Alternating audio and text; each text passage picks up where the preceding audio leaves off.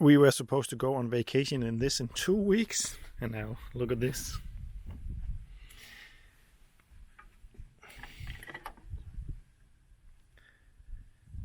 This is really bad news. Hello and welcome back to Seaside Garage in the C25. This is not the best day. We are going on a trip to Sweden, or we are supposed to go on a trip to Sweden in 2 weeks' time. In this, I had a lot of stuff that I needed to fix before that, installing the diesel heater and changing some bearings and doing maintenance pretty much. And this drive shaft was making a clicking noise when turning in tight circles. It's not just bad, it is missing a big piece of the outer ring, and I can't even seem to find that piece. This bearing is actually exploded, but still it was driving all right. But this is really overdue. Let's fix it. But then the other day, the car overheated. Not a lot, it just went to above 90 and it doesn't do that normally. And then I checked and there was no water in the radiator. I think I had to pour in 4 or 5 liters of coolant. And I had a massive airlock that I was struggling with. Then it was fine.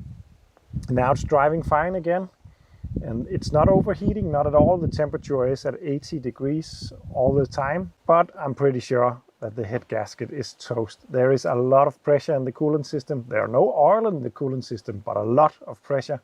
And today, when I drove it, it suddenly started to spit oil out of the filler cap. Not only oil, also the mayonnaise kind of stuff. There is a lot of moisture in the engine oil at the moment. There is a slight possibility that it's something else than the head gasket, but I'm pretty damn sure that it's the head gasket. I'm pretty sure that water is seeping into at least one of the cylinders. It's also a bit weird to start at the moment, and that's an indication as well. So yeah, I'm gonna rip the head off. It's not going to be a massive deal on this because it's not an overhead cam engine. But still, there's a lot of old rusty bolts that I need to get loose. And before getting started, I will just like to start the engine up one last time and show you some of the telltale signs that I think is pretty much pointing at the head gasket, and also move it to a shady place because it's quite hot in the sun.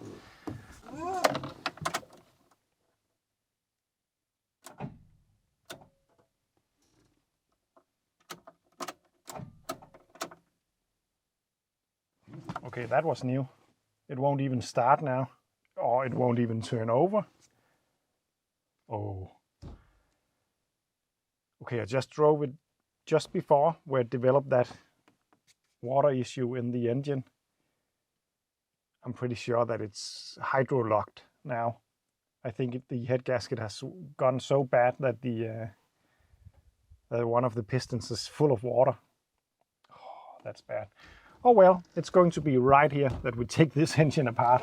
Before doing any work, I'm just gonna take out the battery. Well, disconnect, that is. Next up, I'm gonna drain the coolant and maybe some oil, depending if that actually went into the coolant. I'm not sure it did. I'm pretty sure water went into the oil, but not the other way around, but we'll see. That was easier. Cannot seem to see any coolant or oil in the coolant. Now let's get this drain bolt out. And if it's really bad, then it will be water to begin with, and then oil afterwards, because oil will be on top of water. This is oil after all. I really hope the wind noise is not too bad. I'm trying to cover for it.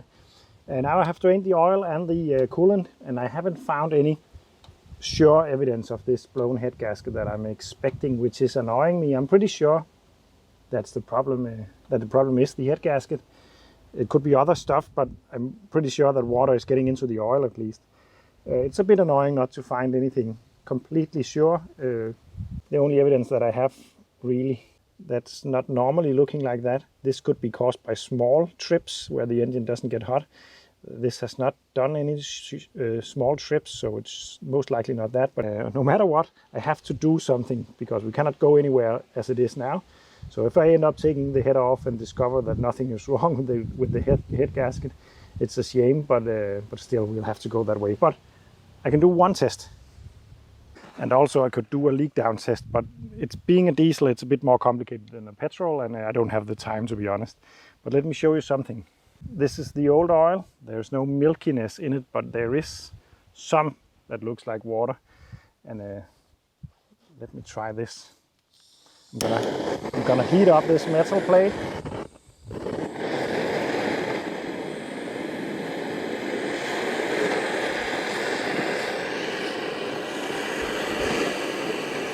And then I'm gonna drizzle a bit of the oil from the engine onto that hot plate. Can you see that? It's boiling like it's bacon. And then it stops. That is moisture. And moisture do form in oil when you start up an engine. But this engine was extremely hot when I parked it, so I expected to have evaporated with if it was normal moisture. Just to compare. I'm just going to do the same test with clean new oil. As you can see, it doesn't sizzle the same way. It just smokes, but it doesn't sizzle like this one does. You can even hear it. So there's moisture in the oil.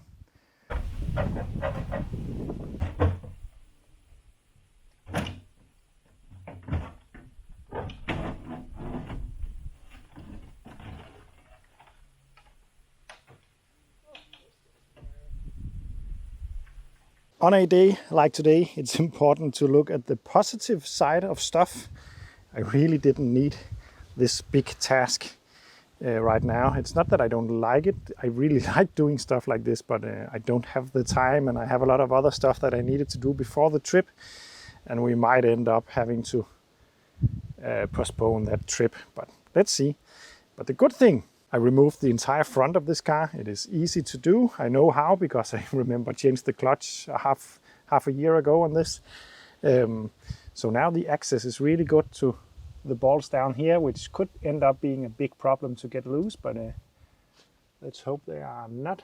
I'm going to remove everything and then take you back when I come to the part of removing the cylinder head, because I am in a hurry. So see you in a bit.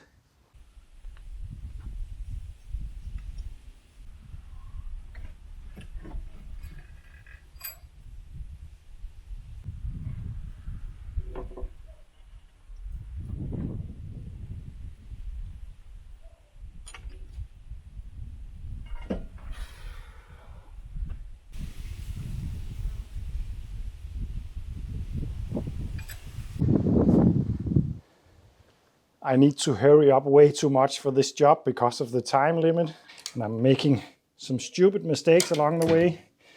I've just removed the cylinder head, as you can see, but I forgot to remove the push rods beforehand, and I also forgot to remove one of the lower coolant hoses. I think I bent one of the push rods actually, which is really a stupid thing. But at least now I hope to find a reason for all this work, and then we'll see what happens next. At this point, I really hope to find a blown head gasket, because it could be other stuff as mentioned. Anyway, what I really am worried about is cracking. I think we are in big trouble. I see a lot of cracks in this. But I think the issue is right here, because the bolt that was in that hole was completely rusty. And that was the only one that was rusty. And the engine block got a bit of a pitting in this area.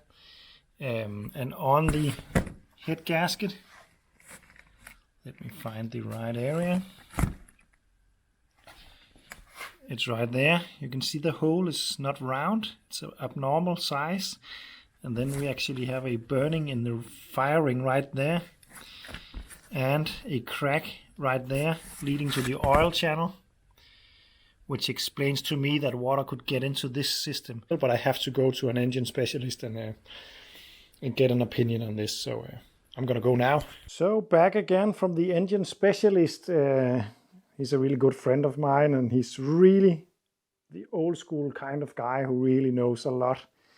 It's always interesting. It took a couple of hours, as always, to be down there, but it's not good news. But this guy really knows how to fix stuff that can seem a bit impossible, and he also had ideas to fix this, but it was only going to be temporary fixes pretty much. But As I suspected,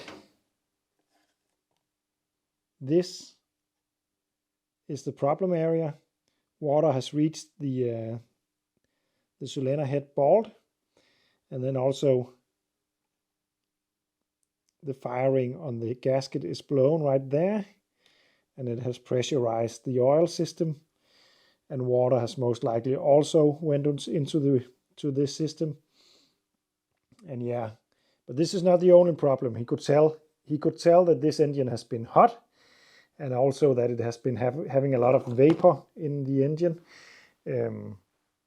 My first drive in this ever, after fitting that clutch, it actually overheated slightly. And then again the other day, and I know in the spare parts that this car came with that there was another old head gasket and a note stating that you should remember to put in water. So I think this has had the problem for many years. This is the problematic area on the cylinder head itself. You can see pitting on this water jacket. You can see rust inside where the head bolt is residing. They are not looking that way anywhere else. It's just here. And then this is the area that has pressurized the oil galley. It's also visible right there. But then comes the really bad things. There's a crack line here that is traveling. That could be saved and fixed. There's a crack right there. And there's a crack up here. There's actually not a crack down here, but the cracks has formed due to overheating. So yeah. But we have two cracks between the valves, and we have cracks in almost all of these insets for the glow plugs. It is just not possible to fix within a reasonable budget. Of course, stuff could be welded up and also all that kind of stuff, but it would be a big thing.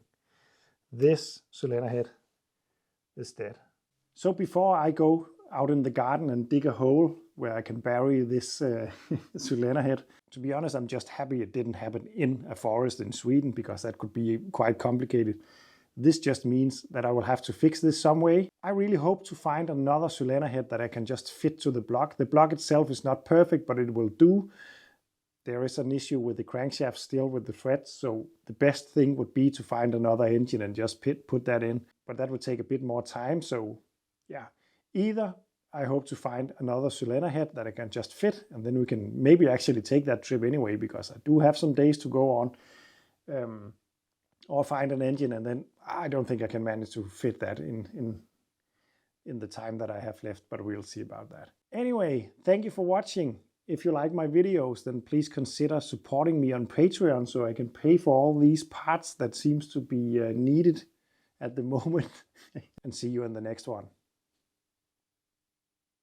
I'm gonna go dig a hole in the garden so I can bury this.